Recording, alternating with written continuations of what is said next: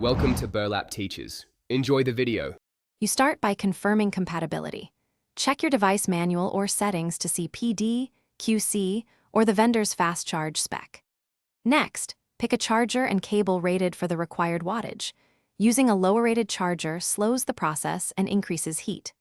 Once done, clear the charging port and use airplane or low power mode to minimize background draw, because reducing demand lets more power go into the battery and shortens total charge time. You plug the charger into a grounded wall outlet before connecting the device so the charger and phone negotiate the correct voltage and current. This prevents incorrect handshake. Make sure to keep the device cool by removing bulky cases and placing it on a hard surface, because high temperature throttles fast charging. As the percentage climbs rapidly, watch the battery and temperature for the expected behavior. If charging stalls or heats excessively, disconnect and reassess connections.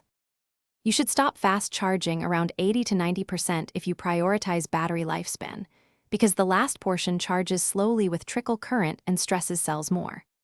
Once done, unplug the device, let it cool, and store the charger and cable neatly to avoid where that can cause future problems. If you encounter overheating or the phone refuses fast charge, try a certified spare cable and charger, reboot the device, and if the problem persists, test another outlet to isolate.